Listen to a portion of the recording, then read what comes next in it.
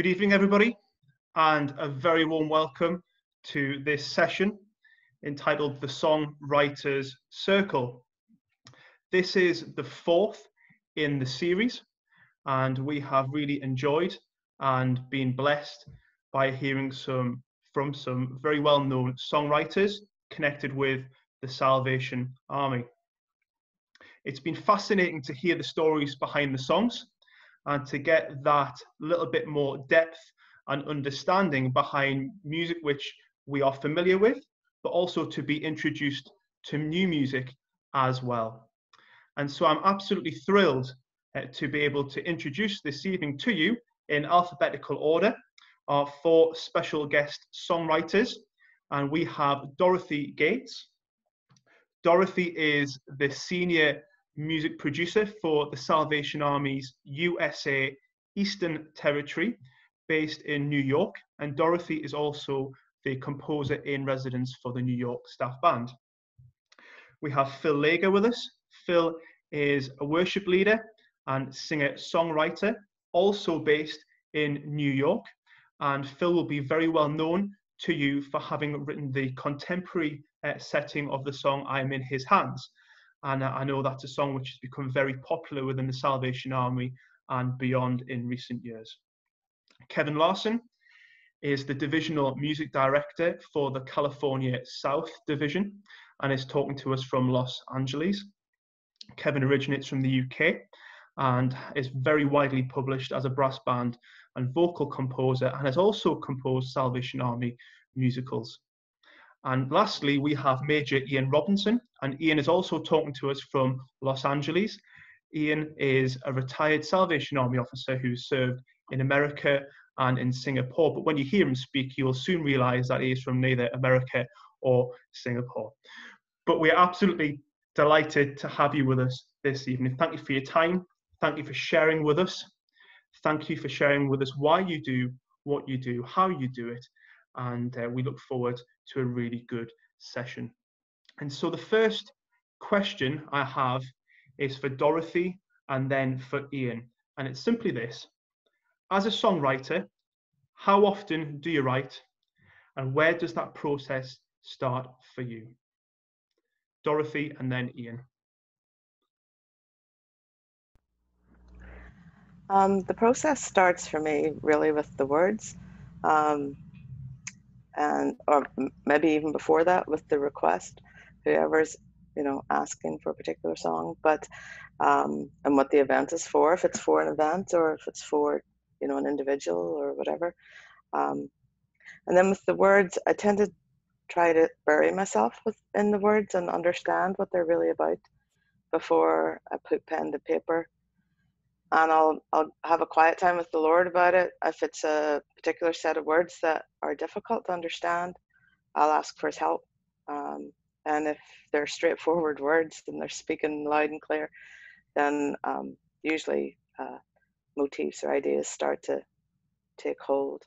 And as far as how often I write, I try to do something every day, but it may not always work out like that. Life is busy. Yeah. Does that answer your question? Absolutely. Thank you, Dorothy. Ian, how about you? So you just need to quickly unmute yourself. And away we go.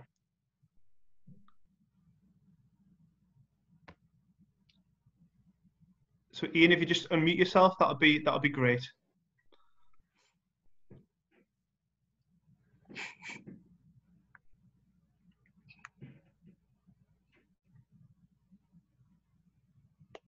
Okay. Super, thanks. So anyway, it starts with me writing the music.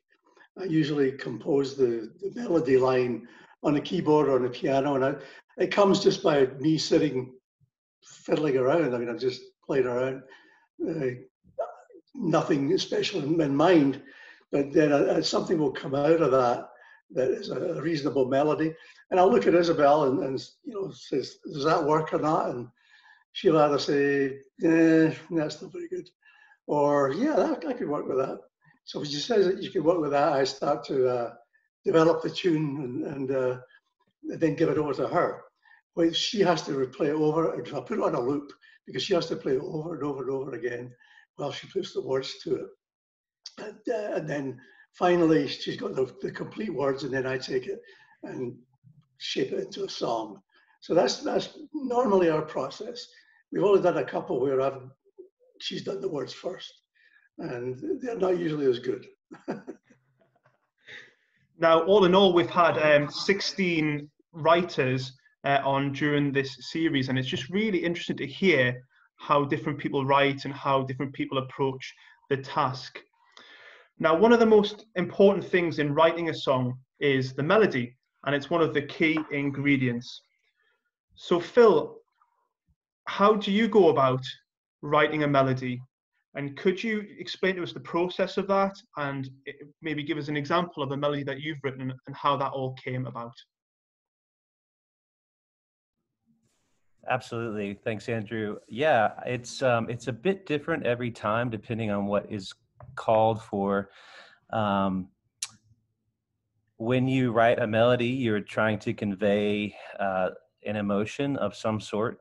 And so depending on what the song is calling for, I tend to swim around in whatever that emotion is for a while in front of a keyboard or on a guitar, and just try to make sure it's not so much a cerebral process as just a how does this feel? How does the words that I'm singing, what comes up for me as I'm singing?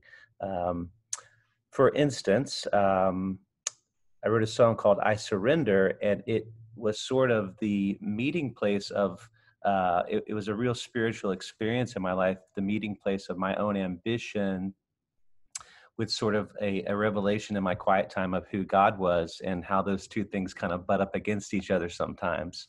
And so all of the emotion that was bringing to the surface kind of,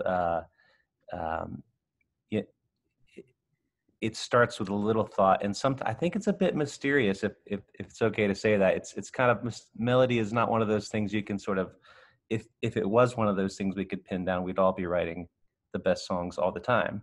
But it's a wrestling match, and you sort of have to, as Major Ian was saying, just wrestle it until this feels right. And every time it's awkward. Every time it's a new thing. But for I Surrender, it was just starting with a simple motif. The song says, I surrender my life. And if you've taken any music theory, you know that you can be economical. So I just used that little phrase, put it up a second, inverted it, and just sort of used that as a basis from which to fill out the rest of the song. Great, thanks, Phil. And so we've got a melody, and now we want to make that song complete and give it that sense of wholeness. And to do that, we add an accompaniment. And so, Kevin, you've written a lot of songs and a lot of music over the years. You're a good pianist, and so you've played many accompaniments, the good, the bad, and the ugly. You know what works, what doesn't work, what you should do, what you shouldn't do. And so I wonder, how do you approach this next part? So we have a melody, but we want to give the song that sense of completeness and wholeness. How do you approach the task of writing an accompaniment? Yeah, again, it changes from depending what situation you're in. So if you go to the musicals, for instance, when I was doing those, I made sure I got the melody line. I was comfortable with the melody line. I knew kind of where it was going with the harmony and all this kind of stuff. But then rather than writing a piano part for that one, I then went straight into kind of short score and started thinking about kind of the orchestral thing, because I didn't want the whole orchestra backing to be limited to what I can play on the piano. I appreciate you saying that I'm a good piano player, but that's stretching the truth just a little bit. I'm an adequate piano player, and it just means that kind of what I can do under my fingers is then what I'll put on the whole orchestral score, which is, so that's why I kind of went with a short score rather than the kind of the piano thing. But if it's a normal kind of like song to song or singing company song, it's very important to me that it kind of falls under the fingers, that it's pianistic. Like I find in the Salvation Army, some of the hardest things we have to play are out of the hymn book, out of the tune book, the piano tune book, because it just doesn't necessarily fall under your fingers. It's great, 4-part harmony, all this kind of stuff, but it doesn't fall under there. So it's a different approach that you would use if you're actually writing a kind of a piano part, and it's just making sure that your hands aren't jumping all over the place too much, and you know, that kind of falls under the fingers, but it's also related to the melody that you're doing, not necessarily mirroring the melody, but it's almost kind of a duet with the piano and the vocal line. That's kind of how I approach it. I don't know if that's an answer. That's great, Kevin. Thanks so much for that. And so we're now going to move on to a question which, again, thinking about the fundamentals of writing a song, we can either write with the words first, or we can write the music first. We might be doing both and writing as we progress. We may not have a preference on whether we have music or words first, but I wonder, can we just go around the group and just find out what people's preference is on this one? So words first, music first, or maybe not bothered. Kevin, what are your thoughts on that? Checking I'm unmuted, which I am. Yeah, words first for me. It's always the words. It's I find it much easier to work that way. Yeah, Phil? It tends to come as a little seed for me of a combination. So, but if I had to choose, it would be melody first. Ian, what are your thoughts on this one? Words first or music first? Definitely music first most of the time. Isabel finds it easier to write the words when she has a tune in mind than writing words just for the sake of words and then putting a tune to it. So music first.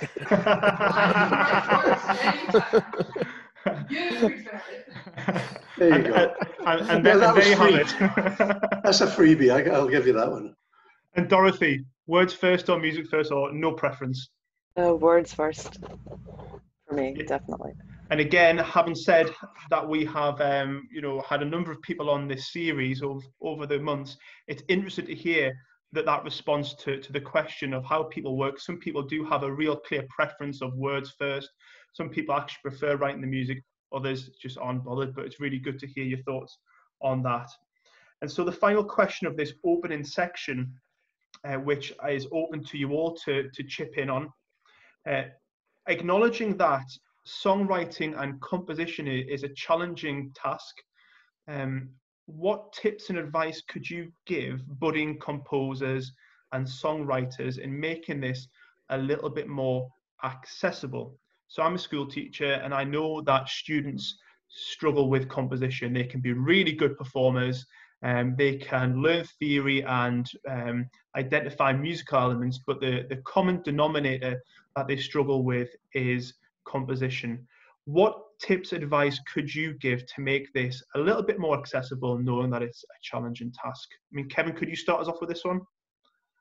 Sure. One of the things that I often see, and I'll do this for songwriting as well as brass writing, is that they just want to throw everything on this page. You know, they're just trying to put every single idea they can possibly come up with on one piece of music. A few of us were at this composers conference on the staff down in January, and it was quite interesting. We had these reading sessions, and it seemed for the brass that every piece of music that came out was a huge fanfare opener, you know, the latest kind of how many notes you can get on a page. Some of it was great stuff, but it's just, sometimes you just kind of just pull back a little bit. You've got to start thinking about, well, who is this for? Why am I writing this song? So if it's, let's say you're writing a singing company song, do you have that singing company in mind? It's kind of very helpful to me to know kind of where to aim that at. You know, what kind of songs do that singing company, what do they like to sing? So then you can start to kind of approaching it that way, rather than just throwing absolutely everything that you have at this one piece of music. Yeah, absolutely. Ian, what are your thoughts on this one? Yeah, I agree with Kevin. Making it accessible, I think that's the word that's used most about my music by Andrew Blythe, is it's accessible.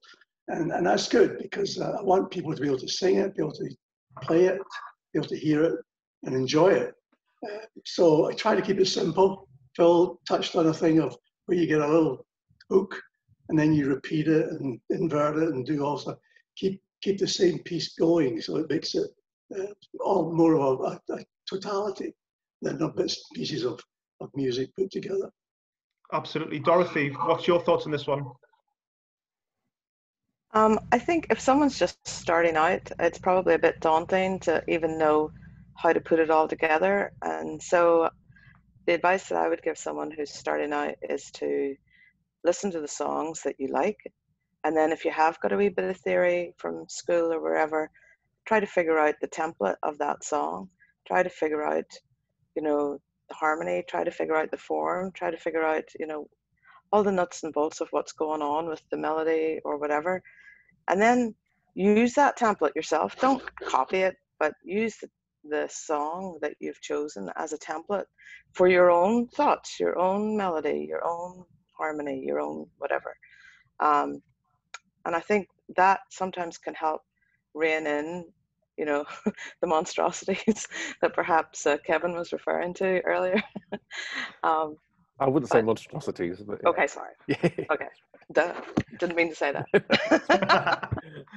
Rather large pieces of music that seem to have no end. There you go. Yeah, sometimes less is more, isn't it? Definitely. Yeah. And Phil, finally, tips for budding composers / songwriters. Yeah, I think everybody's covered anything. I would just say do that and do it often. Do it, and the daily practice of songwriting, even if you're not inspired, just show up and keep doing that.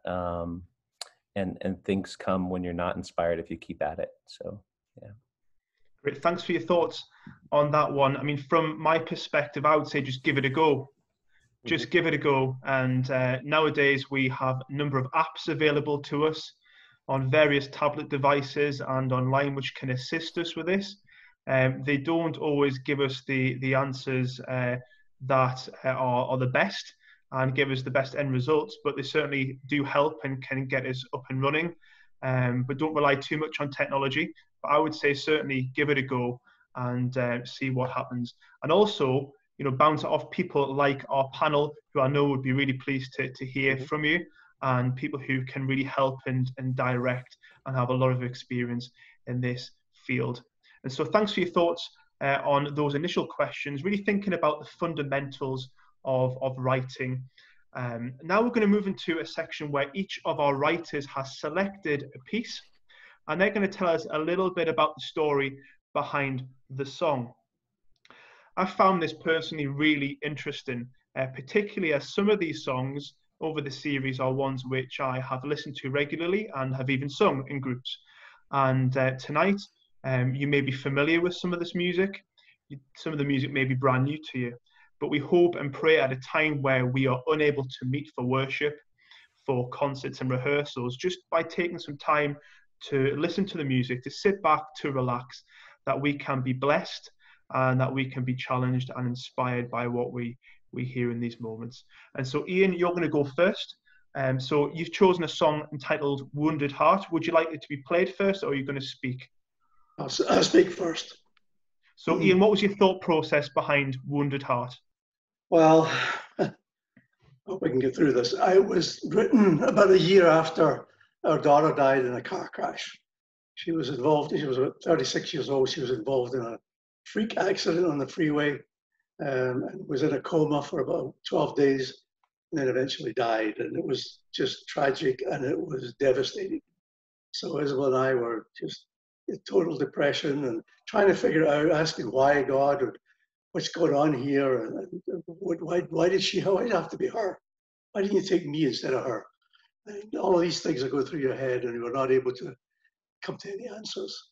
And so we eventually got back to writing. It took about a year, and then we eventually got down to writing something. And that Wounded Heart was the result of that, where it talks about our wounded heart, our difficult times, the hard processes we went through, but also that God is in control. God is in charge. God knows what he's doing. And he took Laura home for a reason. Now, we don't know what that reason is. We may never know. But there was a purpose behind it. And so that was the story behind it. It came very quickly when we started to write it. And it was published very quickly too, recorded by the Amsterdam Staff Songsters. The version we've got here is the version that comes on the CD with the Sing to the Lord song book. And so that was Oh, my wife's standing beside me here. She has something to say. What? I know I wasn't invited to participate, but one of the difficult things is to be an officer and to be able to stand up on a Sunday every morning and say God is good in spite of. And so I think in the journey of coming to accept the loss of Laura and the depth of the wound, the thing that I was most missing, and I think is evident in the words, is that I wanted to rejoice again. I wanted to worship and be sincere and honest in it.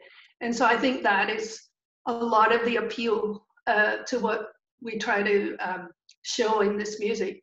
And I think most of the time when I write the words, it's about my relationship with God and how much I realize I need Him.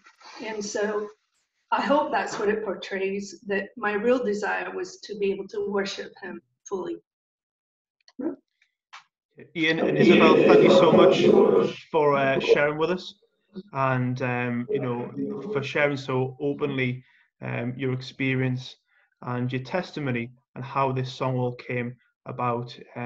We really appreciate that and have been very much blessed by that, and we will obviously be able to appreciate this song more as we listen, having that insight. And this particular song is published in the Sing to the Lord, volume 26, or should I say, volume 26, part 2.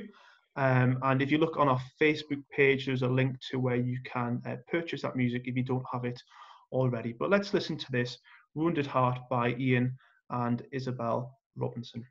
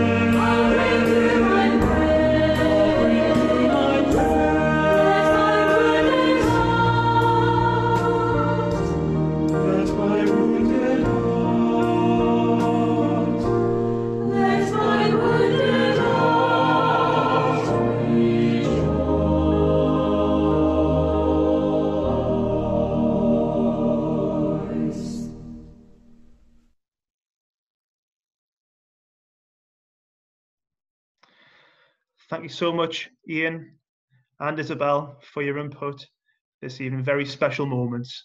And although we would never have wanted lockdown to happen with all the concerns and the complications, I'm sure all those listening in have really appreciated you sharing with us tonight and wouldn't want to miss that for anything. So thank you to you both, indeed. And so Dorothy, over to you. We're going to feature a song entitled Trust On.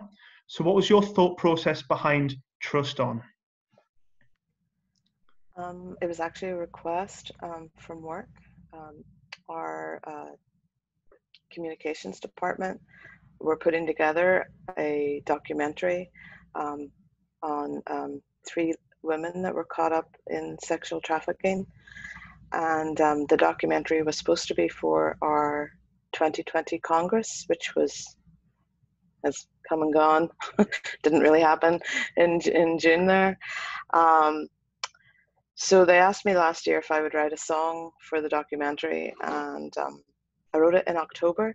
There's a young girl in the Greater New York Youth Chorus. I'm the accompanist for that, and she has a fantastic voice, but she's just starting out, so her voice is very young, but she's lives in a difficult situation. And these words, when I was looking for words, because that's what I do, I look for words, I found them in a little collection by General Albert Osborne called Trust On. And as I was reading through the poetry of the words, they spoke to my heart, and that was pretty much, a done deal with the song. But I wrote the song in October. I gave it to Leah to learn with her leaders. Lily Finnegan helped her with that, and then we went into the studio in December in Platinum Studio with Phil Bulla, and we recorded it. We had rhythm and all of that good stuff, but it was quite a process. But the process for me was definitely the words, and knowing that Leah was going to be the soloist. It was tied up, together with that. Great. And so you work for the Salvation Army as a senior music producer. So you've been asked to write this to order. Do you find that quite a challenging task when you're asked to write things to order? Yeah, definitely. There's a couple of things about that. The made to order isn't always made to order. Whatever comes out, I try to go as close to made to order as they ask, but it doesn't always work out that way. And then the other part of that would be the deadline, and sometimes deadlines are good for me and I can stick to a deadline, and other times they tend to elude me. With this one, with the song, I was actually ahead of deadline, which was quite helpful for other deadlines I was falling behind on. So. Great. So we'll listen to this song now. This is a song which was certainly new to me. And as Dorothy has said, it was written for a Congress this year. Again, on the Facebook page, there's a link to Dorothy's website. I'm sure you can get in touch with her via the website if you're interested in getting hold of this music. But let's listen and enjoy her song, Trust On.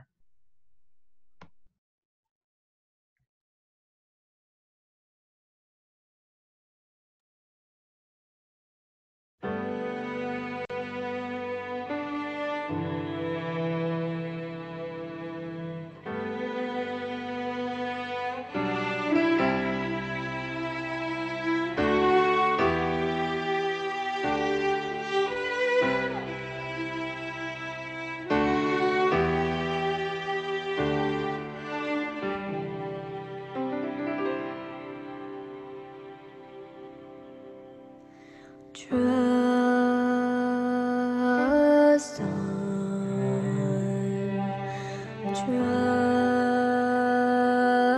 trust on, my soul,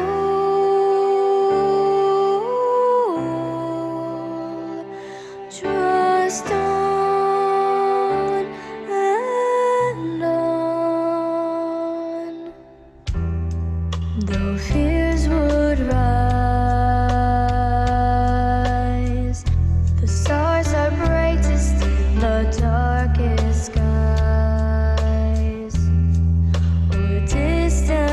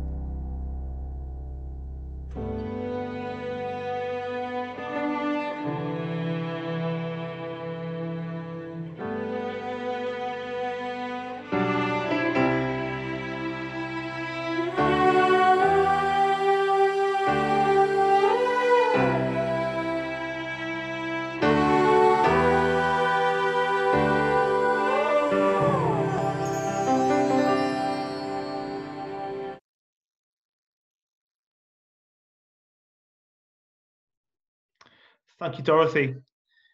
Beautiful song. And I know that having heard a little bit about the context, how effective that will be used, particularly when you get to the Congress in due course, and that is used as it was intended to be used. Thank you so much for sharing the story behind the song this evening. Beautiful song. And so, Kevin, it's interesting that Dorothy used words of General Albert Osborne. It's quite a trend now, isn't it, to look at words from times gone by and to put new melodies to them. And you are the son of General John Larsson. And when you think of the legacy, the Larsson legacy, should I say, of music from the musicals, and thinking of things that your dad and General John Gowans have done, should I say, in years gone by, you've reinvented much of that. And you've also written your own musicals too. And the song which you've chosen to feature is from the musical Covenant. So I wonder, Kevin, could you just tell us a little bit about Covenant just to set the scene, and then obviously the ideas behind this song, Gentle Rain? Yeah, so Covenant came along because my brother and I, along with Commissioner Keith Banks, we were asked to write the musical for the International Congress in 2015, which was obviously a huge thrill for us to be able to do that. And that came off another musical that we had done 2 or 3 years before. So the idea behind Covenant was that during William Booth's funeral, he had written his covenant for all Salvationists who were there present to be able to, to say this covenant and then actually sign this covenant. And it's basically just kind of saying, they just promised to keep, going forward with the Salvation Army and doing everything that, it's that kind of thing with this covenant.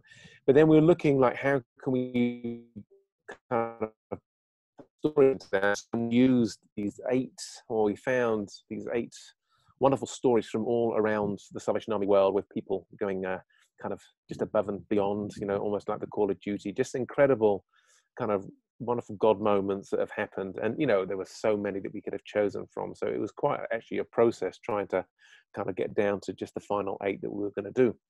And this one, Gentle Rain, is from the section that was taken immediately after the horrific events of 9/11. So there was some local officers there in New York, and as soon as the airplanes hit, they knew they had to do something, and they didn't kind of know what that was. But a group of them just kind of rushed down to the scene, and then when they were there in kind of the aftermath of what was happening, they still kind of just were unsure. So they were kind of praying just to see what they, what could possibly do. And then the idea of Jesus washing the disciples' feet came into the mind of one of the officers there. And then she took it upon herself then to help out all the kind of the first responders right there, especially the firemen with their kind of the melted boots. Is almost kind of forcing these boots off their feet, and they're swollen, scarred and burned feet. And then she, as Jesus did, went down and washed these, the firemen's feet and stuff. And that was just that act of service. There was a huge huge deal in the aftermath of that 9/11 for those folks that were kind of receiving that from them. So it was a great story. This is one that didn't actually have any dialogue. This is all music. So before this song comes along, there's 3 or 4 minutes of music, and you can just see the fireman kind of sitting there exhausted, and then the officer coming in and just forcing off the boots and starting washing. And then this song comes in as they start to wash the feet. And then it's just kind of it's almost like an angel kind of walking along the back of the stage singing this song. So that's kind of the idea. And it was just kind of gentle rain. The words are just kind of symbolic of just the water going over the fireman's feet. So that's what this song is all about. Yeah, great story, and the music and the words just work so beautifully together. And Commissioner Keith is on the call, and it's great to see you, Keith. Thank you for being able to join with us, a great encourager of what we do here at Millfield, and we're very much grateful for you being able to make the session tonight. So Kevin, writing a musical is pretty unique in the Army. As I've said, the other names that come to mind is obviously your dad and General Gowans. How did you actually approach writing this musical, and how long did it take you to go from the the concept to the end product? Yeah, this one took a long time. It really did. Because it starts with my brother, really. So we all sat down, the three of us, trying to figure out what the whole musical is going to be about and stuff like that. And there's a lot of back and forth about that, just trying to figure out what it is. We had all sorts of ideas. Carl was toying with the idea of writing just kind of a complete original story and stuff like that. And, that was a good idea. Then we're looking at scripture to see if there was a story that we could use, out of so many of the popular musicals that, use scripture as the basis there. But then we came upon this idea. So that's kind of where that came from. But that takes a long time for that to happen.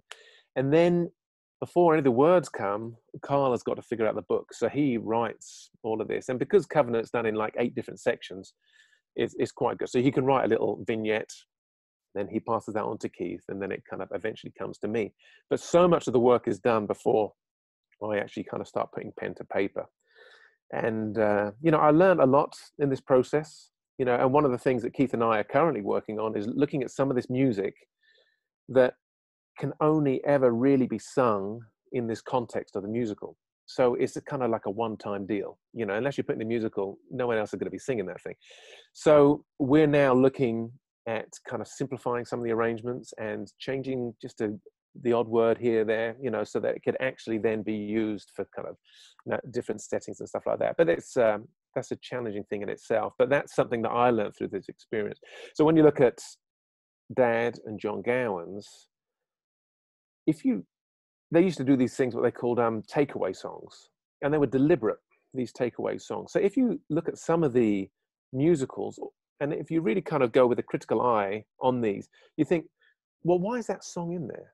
You look at Spirit, all of a sudden, there's a song,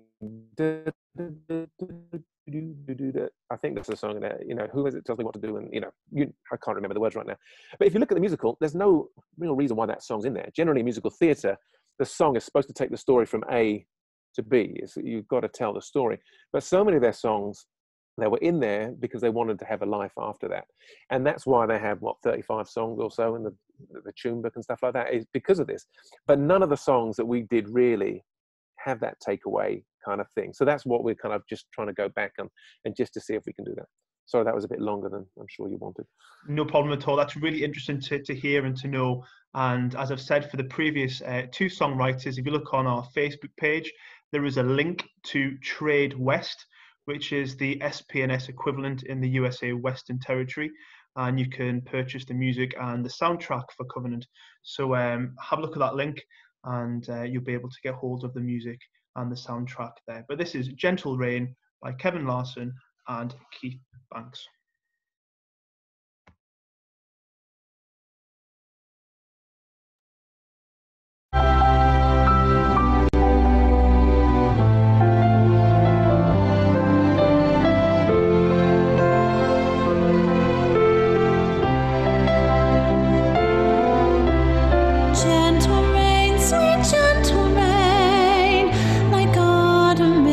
Let's kiss the flower.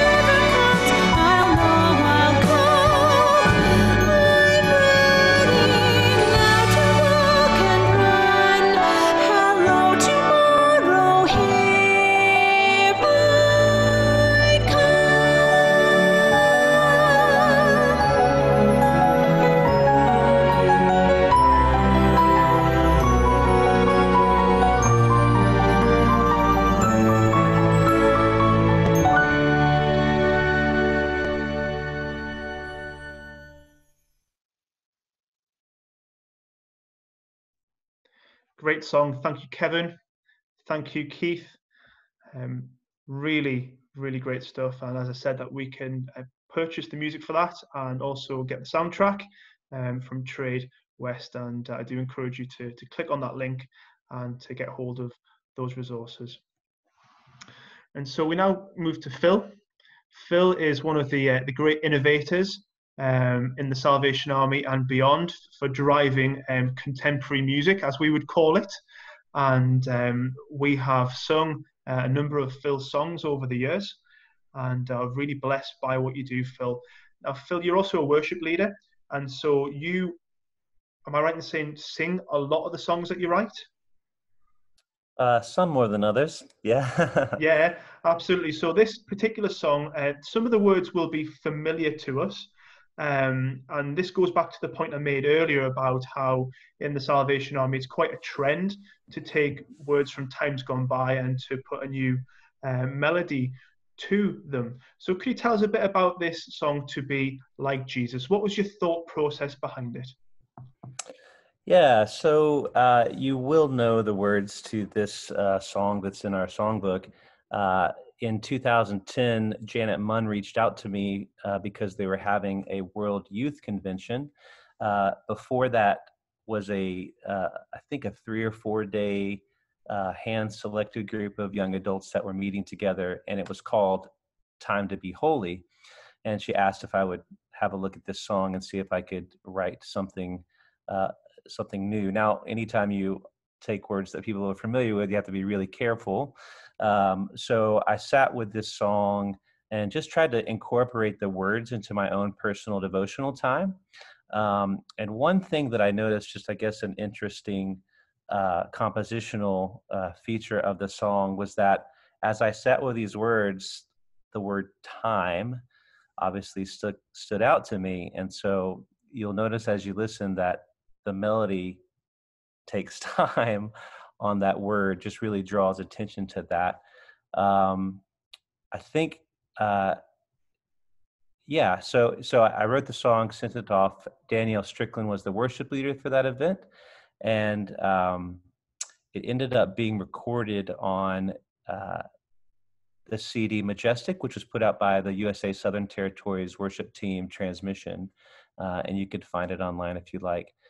I was going to say one more thing. Must not have been important though. So yeah, that's about it for that. What I was going to say, first of all, I didn't know that we could have an orchestra accompanying us tonight. So it's a bit unfair that Kevin had an orchestra accompanying him. But a lot of times when you're writing for worship teams, a worship team is, as opposed to a brass band, they're stuck with a simple lead sheet or chord chart rather than having all of the harmonies that could go with it, all of the dynamics that could go with it, the arrangement. So I don't want to get ahead of your questions here, Andrew, but I'd love to see us just invest more and more into bringing that to the same level that we have with all of our brass bands in teaching and instructing how to really make the most out of a piece of music. So yeah, that's the story behind that song. And as I mentioned at the start of the session, you also put pen to paper for the new setting. We say the new setting, it's not so new now, of I'm in His Hands. Could you just give us a few thoughts on how that came about? Because I know people would be very interested to hear about that as well. Absolutely. The short story is that I was not as familiar with the original tune, which I think sometimes can have its advantages. I was called when the original composer, Commissioner Stanley Dittmer, was in hospital, I think about to be promoted to glory. And I was called by my former YPSM, a guy named Bernie Dake. Over the phone, he asked if I knew the song and asked if I would think about putting a new melody to it. Now, we were just about to go into the recording studio to record a contemporary worship album.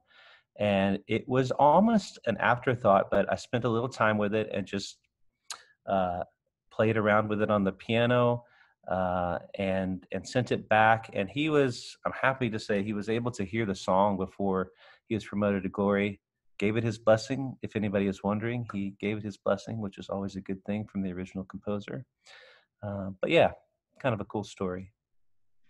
Absolutely. And as I said, it's become a real favorite and very dear to many people. And so to hear that from yourself, the creator and the innovator, very interesting. So thank you, Phil. And so we'll listen to this song, Take Time to Be Holy. And so let's just take some time to sit back, to relax, enjoy the music, to take in the message, and be blessed in these moments.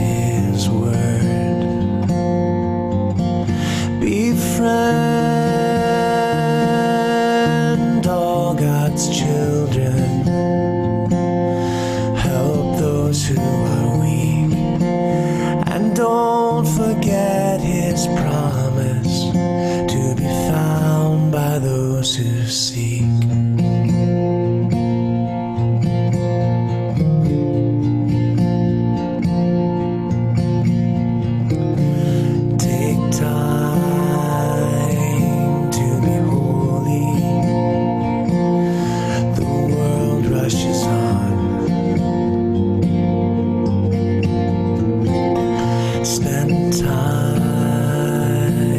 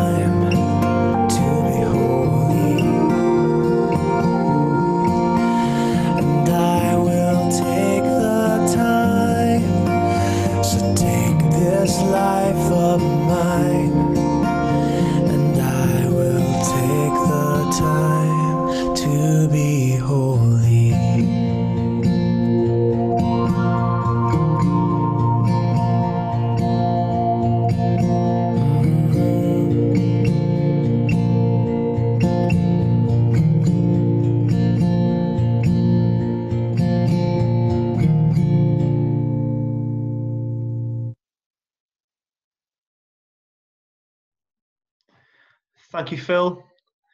Great song. Many blessings from listening to that.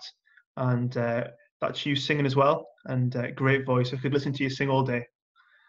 And there's a link to Phil's website, again, on our Facebook page, where you can get more info on him and his music and recordings. And I encourage you to click on that link and to find out a little bit more about Phil and his work and his ministry.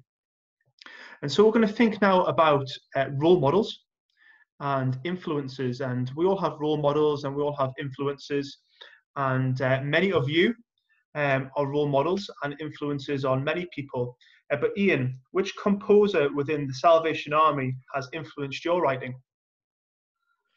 Oh gosh, there's so many. I mean, it's not just one individual, but you know, I'd say in the brass world, it's certainly easier to talk about them than in the vocal world.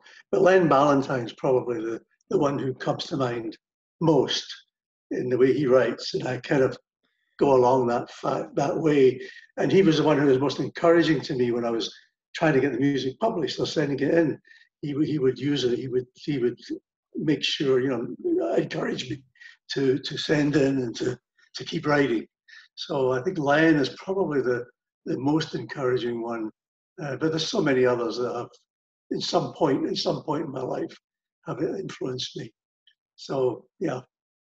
Len has been a very popular one when that question has been asked, and it was great to have Len on a call with us a few months ago now. But he is a great writer, and I know has been a real inspiration to many. But Dorothy, thinking about outside of the Salvation Army, who has influenced your writing? Who is a composer from outside our movement? Is that question to me? Yeah. So that was Dorothy. Like Ian, I mean, there's an awful lot outside the Salvation Army, probably even more so. But I think of the composers that I like to listen to, most of them dead, unfortunately, but I love Fauré, I love Chopin, I love Stravinsky, all kinds of music like that speaks to me. But I really do like Fauré's choral music. And absolutely, you know, the classical idiom has brought much inspiration to people, and you can certainly hear motifs and ideas from our classical composers, even in the most modern day works as well. So thank you for sharing that with us, Dorothy. And so we're going to have a quick fire question, and we're going to go around the panel. We'll go in alphabetical order. Favorite Salvation Army or Christian song? So favorite Salvation Army or Christian song, published or unpublished? Dorothy? Oh, They Shall Come from the East. Phil? Just unmute yourself there, Phil. Sorry about that. I was looking up the title to make sure I got it right. It's by a group called We the Kingdom, and it's called Holy Water. Kevin? One that always speaks to me where I hear it is Here at the Cross in the Sacred Hour. And Ian? Well, I guess I love I know thou art mine. My Jesus, I love thee. I know thou art mine, which really gets me going. And the other one is In Christ Alone, which is not an army one, but it always makes me cry. Thanks for your thoughts. It's, again, really interesting to hear people's response to that question, and just the real eclectic mix of songs which are recent, songs which aren't so recent, and really interested to hear from you on that. So Phil, as a worship leader and a singer-songwriter, is there a particular topic or passage of scripture which you haven't explored yet, but would be interested in looking into in the future for a new song? Yeah, I saw this question and I was really scratching my head. I will say that I seem to be I notice a lot of songs talking lately, a lot of worship songs being written that deal with the valley of dry bones and just Ezekiel's vision and a call for, you know, a cry for renewal. And I'm so encouraged by that. And I think, yeah, just more of that, more, because I think once we start to deal with, once we start to look at that passage, and once we start to, that's our roots, right? As the Salvation Army, fire, send the fire, Lord.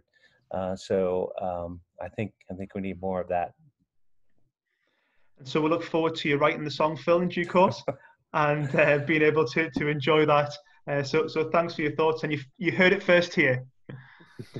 And so, Kevin, you're widely published in the brass band and vocal worlds, and you've written musicals, and your output has been vast and it's very eclectic. Lots of different genres and styles and different concepts. But just thinking, if you had ample time to sit down and do absolutely anything, what would be on the top of your composer's bucket list? Yeah, my favorite has to be the whole musicals, musical theatre stuff. I absolutely love it. Yeah, it's just, it's great. And it's more of a recent thing, really, that even though I kind of grew up, Dad was writing all these musicals, but I was actually very, very young.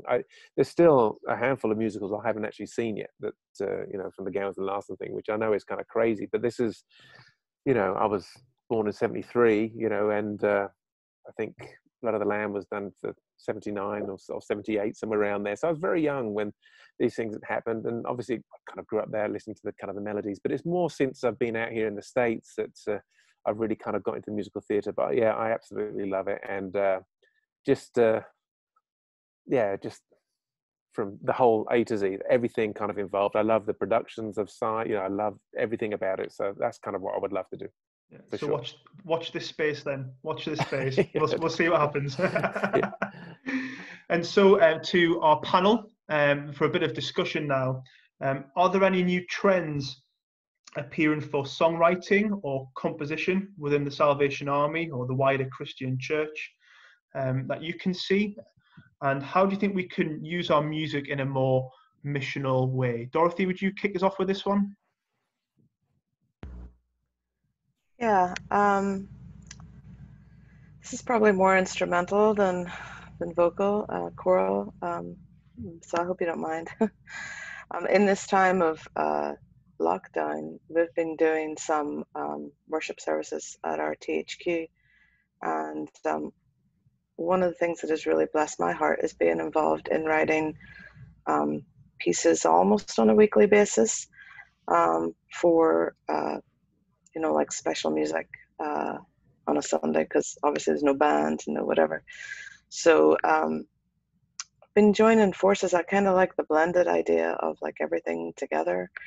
So I've been writing pieces for piano, guitar, and cornet, and written several of those now. And I just love the interaction between the genres, and I love how they just sort of bring us together and unite us in a time where it might be easy to find things that divide us. It'd be much better to find things that unite us, and I think I've been enjoying that. So I don't know if it's a trend. It's probably not.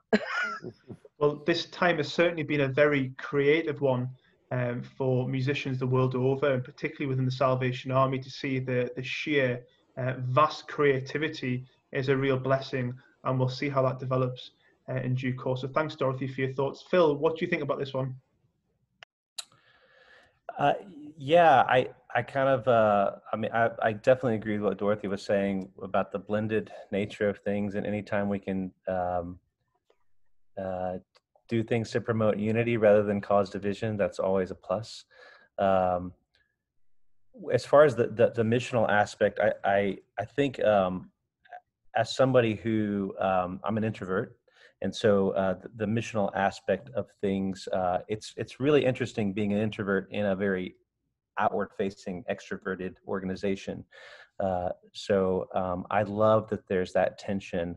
I love that there are always people who want to kick us out of the core building on Sunday and go into the streets, but that there are also people who kind of want to recharge us and bring us back.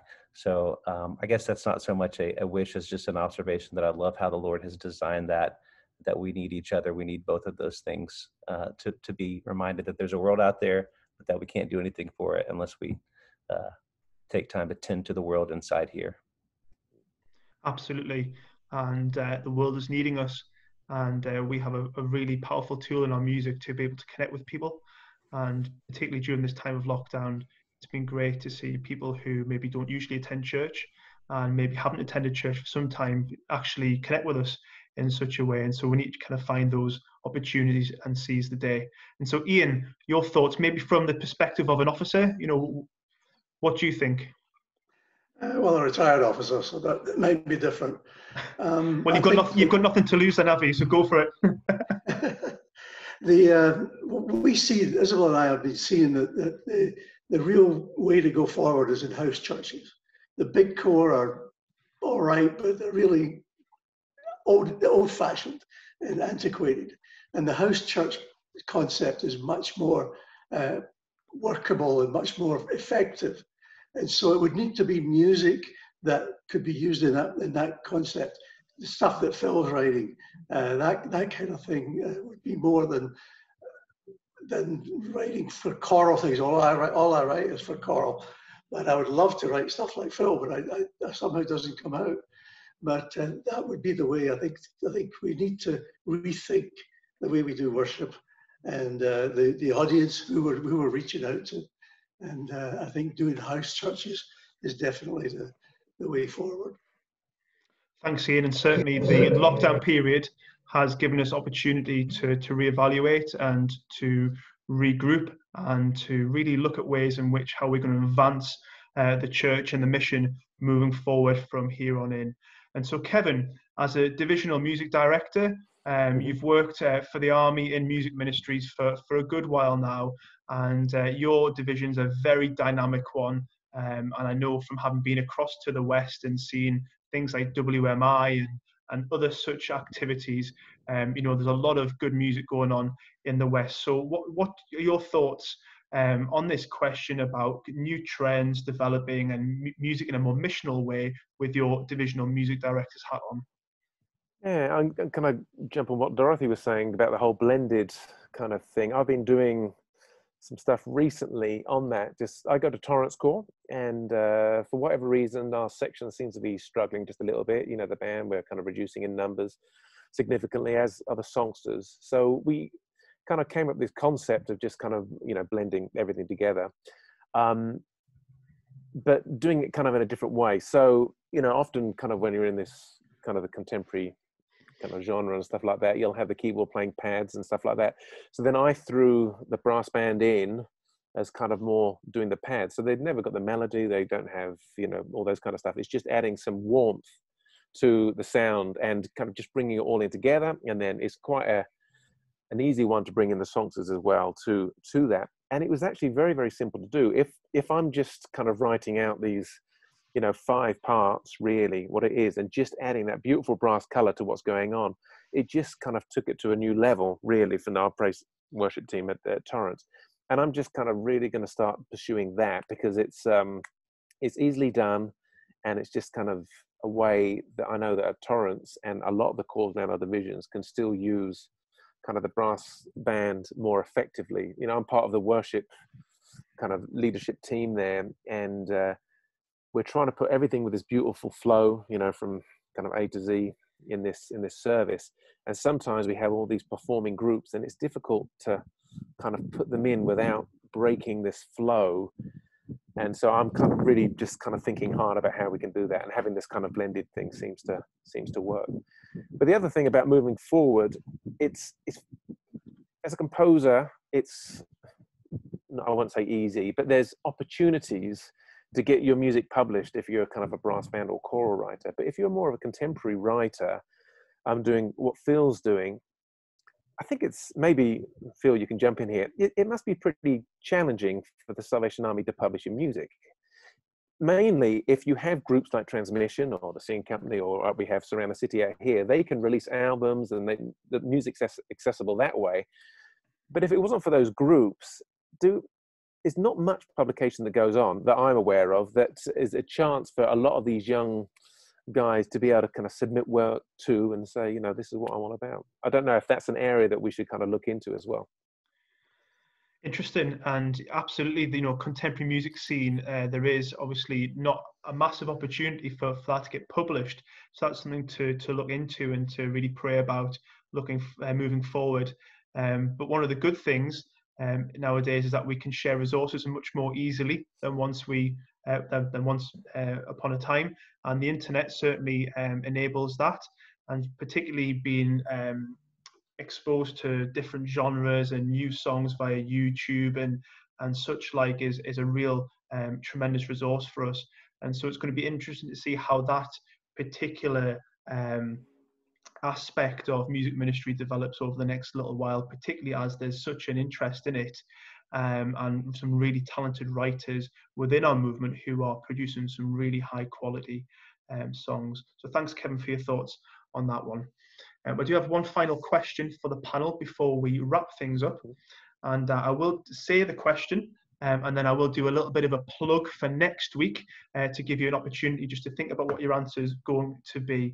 But the final question for you all to answer is to either share a songwriting top tip or a hope prayer for Salvation Army songwriting ministry moving forward. So one or the other for the benefit of time. So if you can have a little think about that. I would just like to say thank you to everybody for tuning in, either via Zoom or Facebook Live, whether you're watching it live or you're watching it after the session has taken place. Thank you for your time and your interest. And if you'd like to join us next week, we have an evening with Commissioners Jim and Carolyn Naggs, who were, until a few years back, the territorial leaders for the USA Western Territory, where Kevin and Ian are currently residing. It'll be a great evening, great leaders, have a real heart for the army, and I know that we will have a very good session with them as we meet for our weekly Zoom meeting. I would just like to say a big thank you to our four special guests, to Dorothy, to Phil, to Kevin, and to Ian. Thank you for joining with us. Thank you for your time and for sharing your expertise and your passions in this area of ministry. We really do appreciate that, and thank you for your encouragement and your support tonight. Thank you for doing what you do. Thank you for doing it so well, and keep doing it. And we look forward to seeing how things develop in terms of your ministries, which is much enjoyed and brings much blessing to people around the Salvation Army world. And so this final question then, again in alphabetical order, a songwriting top tip or a hope/prayer for Salvation Army songwriting ministry moving forward, starting with Dorothy Gates. Well, I think it would be my prayer for the Salvation Army world that songwriting would reflect our spirit, would reflect that we're one in Christ, would reflect his nature, and that most of all, we'd be able to tell by the songs that we're Christ-centered, and he's what we're all about. Not ourselves, not the music, not anything else, just him. Absolutely, amen. Phil? Yeah, I was reading today from a saint called Saint Teresa of Avila, I think is how you say it, and she was talking about the nature of humility and how humility, she likened it to chess and how we can actually get the Lord into a checkmate situation by our humility. It's a bit of a convoluted analogy, but the point being that with Mary's humility was what brought Jesus down to be birthed.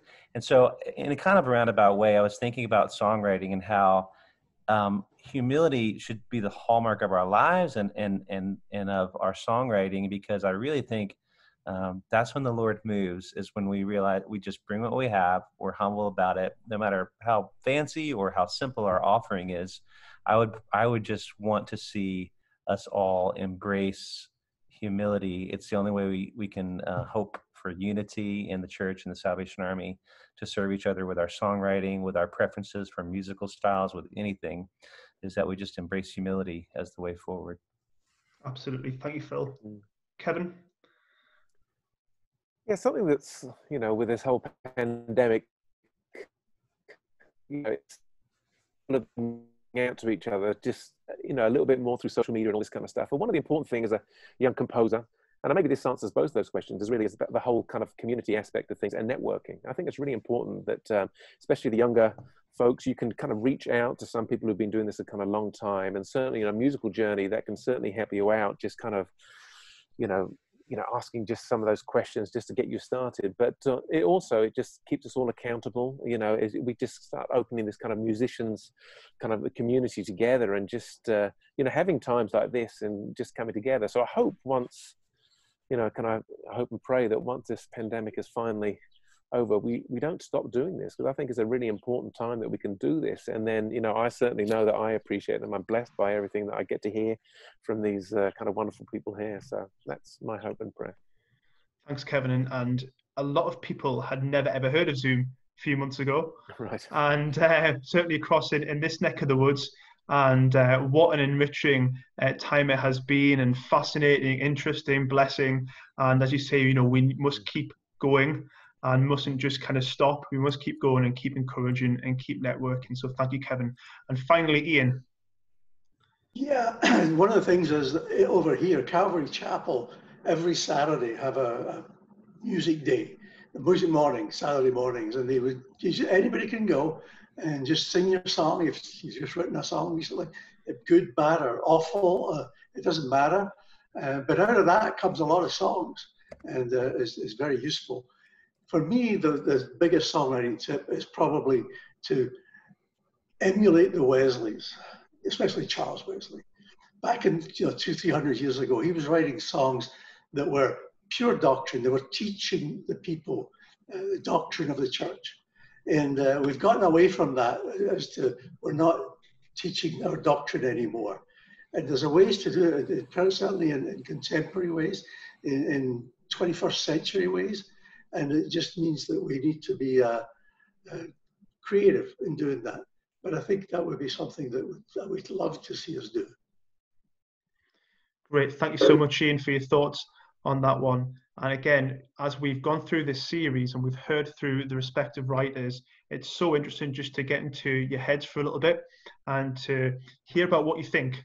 And not just in terms of the songs that you've written, but obviously the thoughts and your hopes and your ambitions for this particular ministry, which I know that you're so invested in and so passionate about. I wonder, Phil, would you share a prayer with us as we conclude the session? And before we do, just 2 verses of scripture which have become very much the sign off from me, and just a real challenge, and I hope that we can take these away from the session. Ephesians 2:10, God created you to do amazing things. And 1 Corinthians 15:58, which says, always work enthusiastically for the Lord, knowing that whatever you do for him is never a waste of time or effort. So keep striving for that personal best for God, knowing that whatever you do for him is never a waste of time or effort. To everybody who's tuned in tonight, thank you so much for being with us. To our special guests, thank you once again for your time and for sharing so openly your expertise on this particular field. And Phil, thank you for praying with us as we conclude the session. Let's pray. Lord, thank you so much for the opportunity to join like this tonight, today, wherever we are. Pray a special blessing on everybody who's tuned in, everybody who's watching, everybody involved or interested in the ministry of music. What a blessing that we've been given these gifts to enjoy, Lord, that we have been blessed by you with music, with the ability to give back to you and to enjoy what you've given to us. Ask for more songs, Lord. Holy Spirit, would you give us new songs that the world needs to hear, songs of hope and of healing and of salvation. We pray for an outpouring, Lord, as we submit ourselves to you. And as so many have already said tonight, we want you to be at the center, Jesus, of everything that we do. Strip away any pride, any ambition, anything that would get in the way of your Holy Spirit moving in each of our core, our places of worship. And may you just pour out your Spirit on your sons and your daughters. And we ask this in your name, Jesus. Amen.